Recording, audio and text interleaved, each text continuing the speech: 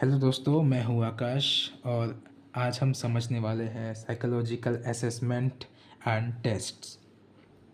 ये चैप्टर हमारे applied psychology का एक पार्ट है और अप्लाइड साइकोलॉजी मतलब बीएससी नर्सिंग फर्स्ट ईयर का भी एक सब्जेक्ट है। तो आज आज हम इसे समझने वाले हैं। फर्स्ट, इसका मीनिंग। साइकोलॉजिकल असेसमेंट मतलब कलेक्शन ऑफ इंफॉर्मेशन, ठीक है। किसका? उन लोगों का, उन इंडिविजुअल्स का जिनका हमें मेंटल स्टेट जानना है, जिनका हमें thinking level, learning capacity, any psychological process or any psychological things that we want to measure of individual, उन उसी इंफॉर्मेशन कलेक्शन को हम कहते हैं साइकोलॉजिकल असेसमेंट। एंड जो कुछ भी मेथड्स या क्वेश्चंस, जो कुछ भी आइटम्स यूज़ किए जाते हैं ताकि उन इंडिविजुअल्स का हम इंफॉर्मेशन कलेक्ट कर पाए, उसे हम कहेंगे साइकोलॉजिकल टेस्ट्स। तो जो साइकोलॉजिकल टेस्ट्स है वो कैटेगरी किया गए हैं दो बेसिस पर, ठीक है। First classification is based on construction and administration. इसका मतलब ये है कि जो साइकोलॉजिकल टेस्ट है वो कैसे कंस्ट्रक्ट, मतलब उसका जो इंटरनल स्ट्रक्चर कैसा है और वो कैसे एडमिनिस्ट्रेट, मतलब कैसे कंडक्ट किया जाता है, उसके बेसिस पर है, ठीक है। तो फर्स्ट है इंडिविजुअल एंड ग्रुप टेस्ट। पहले देखिए समझते हैं। इंडिविजुअल टेस्ट मतलब ऐसे टेस्ट जो एक इंडिविजुअल को, यानी एक इंडिविजुअल पर टेस्ट किया जाता है और एक टाइम पे, ठीक है। One individual give the test at a time. और जो ग्रुप टेस्ट है वो एक ग्रुप ऑफ इंडिविजुअल्स को लिया जाता है और एक टाइम पे ही वो उस टेस्ट को देते हैं। इनमें यही डिफरेंस है कि एक इंडिविजुअल एक टाइम पे देता है और ग्रुप टेस्ट में कई सारे इंडिविजुअल एक टाइम पे वो टेस्ट देते हैं, ठीक है। फिर आता है speed and power test. Speed and power test में क्या होता है कि देखिए, स्पीड टेस्ट में जो एप्लीकेंट्स हैं या जो इंडिविजुअल्स जो टेस्ट दे रहे हैं, उन्हें एक सर्टेन टाइम दिया जाता है।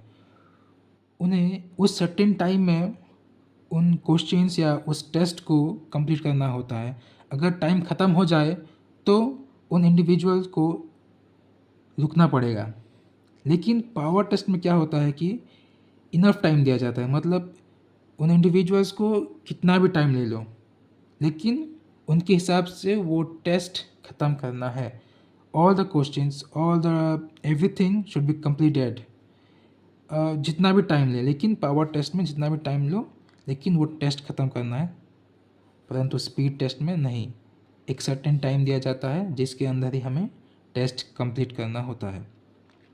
थर्ड आता है कंप्यूटर असिस्टेड टेस्ट। इसमें क्या होता है, जो कंप्यूटर होता है बिलो एवरेज क्वेश्चन पूछता है पहले, ठीक है। बिगिनिंग में जो कंप्यूटर होता है कुछ बिलो एवरेज क्वेश्चन पूछता है। अगर जो एप्लीकेंट है वो जो रेस्पॉन्स है उसका करेक्ट हो तो डिफ़िकल्टी लेवल बढ़ते जाता है। उसके हिसाब से जितना रेस्पॉन्स करेक्ट होता जाता है उतना डिफ़िकल्टी लेवल बढ़ता जाता है। और ये इंडिविजुअल के थिंकिंग लेवल और प्रॉब्लम सॉल्विंग स्किल्स के हिसाब से ही ये डिज़ाइन होता है। मतलब जितना अच्छा रेस्पॉन्स आएगा, जितना करेक्ट रेस्पॉन्स आएगा, उसके हिसाब से डिफ़िकल्टी लेवल बढ़ता जाएगा, ठीक है। नेक्स्ट आता है paper and pencil performance test. Paper and pencil test यही समझो कि जो हम एग्ज़ाम्स देते हैं, मतलब एक पेपर में हमें कुछ क्वेश्चन पूछा जाता है और हमें सिर्फ उन पेपर पर आंसर लिखना पड़ता है, और वही है पेपर पेंसिल टेस्ट। लेकिन जो परफॉर्मेंस टेस्ट है ये कोई वर्बल टेस्ट या कोई रिटन टेस्ट नहीं होता। ये हमें जो स्किल्स है, ठीक है, जो स्किल है हमें वो दिखाना पड़ता है, परफॉर्म करना पड़ता है। फॉर एग्ज़ाम्पल इंडियन आर्मी में भर्ती होने के लिए 1.5 किलोमीटर 1.5 किलोमीटर रन करना पड़ता है, और उसे हम कहेंगे परफॉर्मेंस टेस्ट। मतलब हम हमारी परफॉर्मेंस को दिखा के हम उस टेस्ट को पास करेंगे, ठीक है। नेक्स्ट क्लासिफिकेशन है classification based on skills and abilities they are design to measure. मतलब किसी इंडिविजुअल का स्किल और एबिलिटीज़ जो हम मेजर कर सकते हैं, उसके बेसिस पर ये क्लासिफिकेशन है, ठीक है। फर्स्ट आता है अचीवमेंट टेस्ट। अचीवमेंट टेस्ट मतलब एज आई टोल्ड अर्लियर कि जैसे एग्ज़ाम, ये समझ लो कि अचीवमेंट टेस्ट मतलब एक इंडिविजुअल कितना सीखा है, जनरल में कितना सीखा है और उसके हिसाब से कितना अचीव किया है, ठीक है।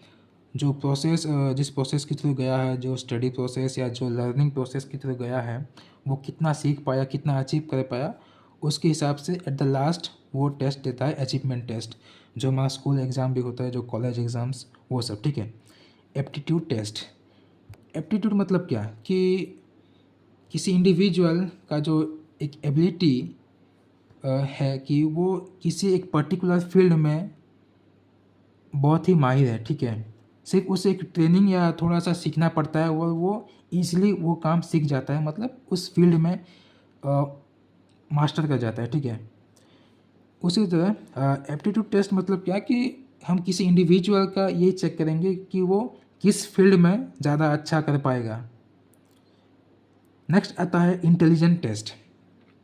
ये हमारा जो इंडिविजुअल का इंटेलिजेंस, कितना इंटेलिजेंस है, वो इंटेलिजेंट पर्सन है, बिलो एवरेज है, वो जीनियस है या क्या है, ये जानने के लिए इंटेलिजेंस टेस्ट कंडक्ट किया जाता है। नेक्स्ट आता है इंटरेस्ट टेस्ट।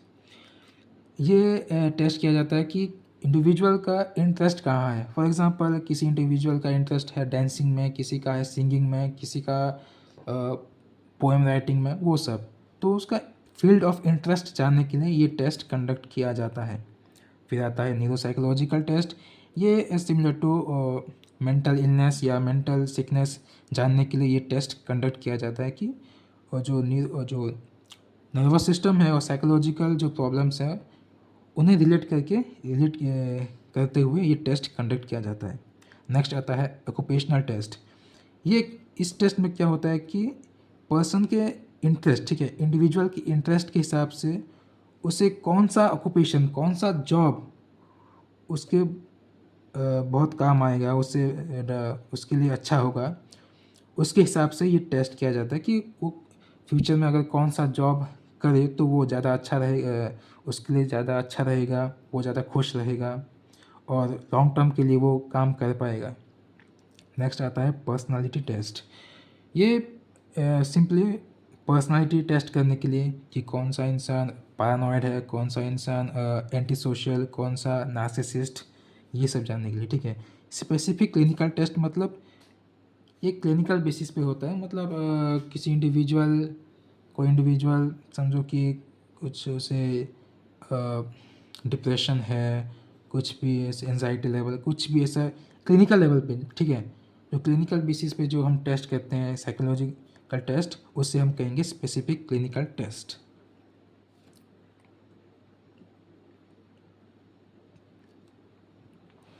नेक्स्ट आता है डेवलपमेंट ऑफ साइकोलॉजिकल टेस्ट। तो साइकोलॉजिकल टेस्ट जो है वो कैसे डेवलप किया है या कैसे डेवलप होता है, हम सीखने वाले हैं। फर्स्ट है एनालिसिस ऑफ द सिचुएशन। इसमें क्या किया जाता है कि जो सिचुएशन है, मतलब इसमें ये देखा जाता है कि हमें क्या मेजर करना है, ठीक है। हमें इंटेलिजेंस मेजर करना है, एप्टीट्यूड मेजर करना है, हमें क्या मेजर करना है, मतलब हमें ये जानना होता है कि हमें क्या मेजर करना है, किस पर मेजर करना है, कौन कौन सा चीज़ हमें लेना पड़ेगा, ये सब, ठीक है। एनालिसिस ऑफ द सिचुएशन में मतलब कौन से ग्रुप पे हम टेस्ट करने वाले हैं। For example I want to test a group of nursing student who are in a depressing state because of their academic low performance. So उस बेसिस पर, उस सिचुएशन पे बेसिस पर मैं ये जो साइकोलॉजिकल टेस्ट है, मैं ये सोचूंगा, उसे डेवलप करूँगा कि कैसे कैसे करूँ, ठीक है। सेकंड स्टेप है tentative selection of the test items. मतलब इस टाइप में क्या करूँगा कि मैं कौन कौन सा जो टेस्ट आइटम्स है, कौन कौन से क्वेश्चंस, कौन कौन से मेथड्स मैं यूज़ करूँगा इस साइकोलॉजिकल टेस्ट को कंडक्ट करने के लिए, वो सब मैं इसमें चूज़ करूँगा। ठीक है, मैं इसमें इस प्रोसेस में सब कुछ करूँगा। Development of standardized procedures. इस थर्ड स्टेज में मैं क्या डिसाइड करूँगा कि हाइपोथेसिस दूंगा कि जो नर्स स्टूडेंट्स हैं वो उनके जो लो परफॉर्मेंस है एकेडमिक में जो लो परफॉर्मेंस है वो डिप्रेस है, क्योंकि वो उनका जो वर्कलोड है, ड्यूटी का टाइम, पढ़ाई का टाइम, वो सब कुछ उन सब कुछ चीज़ की वजह से वो डिप्रेस है, या उसी तरह एक हाइपोथेसिस दूंगा। ठीक है, और क्या करूँगा कि इसमें ये भी चूज़ करूँगा कि कौन से मेथड्स लूँ। मतलब इंडिविजुअली मैं सब पर टेस्ट करूँ या एक सर्वे करूँ, या ऑब्जर्वेशन करूँ, कौन से कैसे ये टेस्ट कंडक्ट करूँ, मैं ये सोचूंगा इस स्टेप में। ठीक है, डेवलपमेंट ऑफ स्टैंडर्डाइज प्रोसीजर्स में मैं ये करूँगा।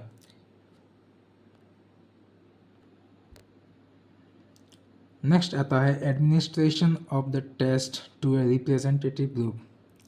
इसमें क्या करूँगा कि मैं जितने भी मैं टेस्ट आइटम सब कुछ लिया है, या सॉरी जो भी मैंने ग्रुप लिया है, फॉर एग्जांपल मैंने नर्सिंग स्टूडेंट का ग्रुप लिया, तो मैं एक सैम्पल ग्रुप लूँगा। ठीक है, एक 5-10 लोगों का एक ग्रुप लूँगा और उनके ऊपर मैं ये टेस्ट करूँगा कि ये काम कर रहा है या नहीं। फिर देखूँगा नंबर 5 है final selection of the test items. जो टेस्ट आइटम्स मैंने यूज़ किए थे, जो क्वेश्चंस मैंने दिए थे, जो मेथड्स यूज़ किए थे, देखूँगा कि ये रिलायबल है या नहीं, मतलब ये कॉन्सिस्टेंस रिजल्ट दे रहे हैं या नहीं, जो रिलायबल इन्फॉर्मेशन। फॉर एग्ज़ाम्पल कि जो स्टूडेंट्स हैं वो सब कुछ सेम ही बोल रहे हैं कि उनका जो एकेडमिकली जो परफॉर्मेंस है वो बहुत due to duty, workload, assignments उनकी वजह से है, तो एक कंसिस्टेंस आंसर आएगा। तो मैं उसके हिसाब से जो फाइनल क्वेश्चंस है, कौन कौन सा क्वेश्चंस लूँ या कौन कौन सा ना लूँ, इसमें डिसाइड करूँगा। ठीक है, इस स्टेप्स में लास्ट है पे evaluation of the final test. मतलब जो भी टेस्ट किया था मैंने, जो भी मेथड्स यूज़ किया था, जो भी क्वेश्चंस लिए थे मैंने, सबके हिसाब से जो मेरा रिज़ल्ट है, मतलब जो मैं टेस्ट लिया था, क्या मैं देखूँगा कि क्या जो मैंने जो टेस्ट कंडक्ट किया था मुझे वही आंसर मिला जो मैं चाहता था। क्या मैं जो खोजना चाहता था, कि जो रीज़न मैं जानना चाहता था कि क्यों नर्सिंग स्टूडेंट ज़्यादा डिप्रेस हैं, क्या मैं उसका आंसर जान पाया? अगर जान पाया तो ये जो टेस्ट है वो सक्सेसफुल रहा, और नहीं तो मुझे फिर से रीटेस्ट करना पड़ेगा। ठीक है, नेक्स्ट है so the next thing is characteristics of psychological test. तो फर्स्ट आता है स्टैंडर्डाइजेशन। स्टैंडर्डाइजेशन मतलब क्या, कि जो एक टेस्ट होता है उसमें कुछ रूल्स होते हैं, कुछ एक सिस्टमेटिक मैनर होता है, एक सिस्टमेटिक वे में कंडक्ट किया जाता है। फॉर एग्जांपल कि वो टेस्ट एट डे देना है तो सबको वो टेस्ट डे टाइम में ही देना है। अगर वो उस टेस्ट का रूल ये है कि सबको आँख बंद करके देना है, तो सबको आँख बंद करके ही देना है। कोई भी ऐसा नहीं है, कोई भी ऐसा नहीं होगा कि जो रूल के खिलाफ जाकर या अपने हिसाब से वो एग्ज़ाम देगा, नहीं। स्टैंडर्डाइजेशन मतलब उस टेस्ट का एक स्पेसिफिक रूल्स हैं, एक स्पेसिफिक स्ट्रक्चर है, सिस्टम है, जिसके हिसाब से हर एक इंडिविजुअल्स जो वो टेस्ट ले रहा है, सॉरी आई मीन दे रहा है, उन्हें इन रूल्स को मानना पड़ेगा। नेक्स्ट आता है ऑब्जेक्टिविटी। ऑब्जेक्टिविटी मतलब क्या, कि जो भी मैं क्वेश्चंस पूछूं या जो भी टेस्ट हो, वो ऐसे आंसर दे जहाँ की सब्जेक्टिव फीलिंग्स, ठीक है, ना हो। फॉर एग्जांपल एक एग्जामिनर, सॉरी आई मीन जो एक इंटरव्यूअर कुछ क्वेश्चंस पूछ रहा है, उसके बहुत सारे इंडिविजुअल्स आए और गए, कुछ उनमें से कुछ ऐसे भी थे जो इंटरव्यूअर था उन्हें जानता था, तो उनके हिसाब से, जो इंटरव्यू के हिसाब से वो लोग अच्छे भी हैं और बुरे भी हैं, तो उसके हिसाब से वो जज भी करेगा कि नहीं, वो तो बुरे आदमी है या अच्छे आदमी है तो उन्हें स्कोर अच्छा दूँ या बुरा भी दूँ। तो सब्जेक्टिव फीलिंग्स या कुछ भी ऐसा ना हो, उसे कहेंगे हम ऑब्जेक्टिविटी। और ये एक कैरेक्टरिस्टिक्स है साइकोलॉजिकल टेस्ट का। फिर आता है टेस्ट नॉर्म्स। टेस्ट नॉर्म्स हम सिंपली समझेंगे तो ये एक एवरेज स्कोर है जो डिफरेंशिएट करता है कि कौन अच्छा है और कौन नहीं। ठीक है, फॉर एग्जांपल आपके स्कूल में एक स्कूल या कॉलेज में एक एवरेज मार्क होता होगा कि 80% से अबव स्टूडेंट्स जो है वो स्टडी में अच्छे हैं, वो जीनियस है, एक्सेलेंट कुछ भी। और जो 80% से नीचे हैं वो पढ़ाई में इतना अच्छा नहीं है। मतलब टेस्ट नॉर्म एक एवरेज स्कोर देता है जिसके ऊपर या नीचे होने से हम इंडिविजुअल का लेवल जान सकते हैं कि वो कितना माहिर है। फिर आता है रिलायबिलिटी। रिलायबिलिटी मतलब क्या कि मैंने समझो कि मैंने एक एप्टीट्यूड टेस्ट दिया, ठीक है। उस टेस्ट से मैं जान पाया कि मेरा जो एप्टीट्यूड है वो है गिटार बजाने में। फिर से जब मैंने फिर से वही टेस्ट दिया तो फिर कुछ अलग ही रिज़ल्ट आया। उसमें कहा कि मेरा जो एप्टीट्यूड है इंजीनियरिंग में है। तो जो आंसर है, जो रिज़ल्ट है वो कंसिस्टेंसी नहीं रहा। तो उसके वजह से मेरा एप्टीट्यूड किस में है मुझे समझ ही नहीं आया। तो जो टेस्ट हो रहा है वो रिलायबिलिटी होना चाहिए। मतलब जो भी क्वेश्चंस पूछा जा रहा है, जो भी कुछ, तो रिज़ल्ट हमेशा कंसिस्टेंसी। फॉर एग्जांपल अगर फर्स्ट गिटार बजाना आया तो सेकंड भी गिटार बजाना ही आना चाहिए। लास्ट है वैलिडिटी। ठीक है, वैलिडिटी मतलब क्या कि जो भी रिज़ल्ट आया वो रिलायबल होना चाहिए। मतलब मैंने दिया टेस्ट किसका, एप्टीट्यूड का, तो जो रिज़ल्ट आना है वो एप्टीट्यूड का भी ही होना चाहिए। मैंने दिया इंटेलिजेंस का टेस्ट और जो रिज़ल्ट आ रहा है वो है इंटरेस्ट का, तो ये वैलिड ही नहीं रहा ना, क्योंकि मैंने टेस्ट कुछ और दिया और रिज़ल्ट किसी और का आया। तो इसे हम कहेंगे वैलिडिटी, कि जो अगर टेस्ट दिया इंटेलिजेंस का तो इंटेलिजेंस का ही आना चाहिए।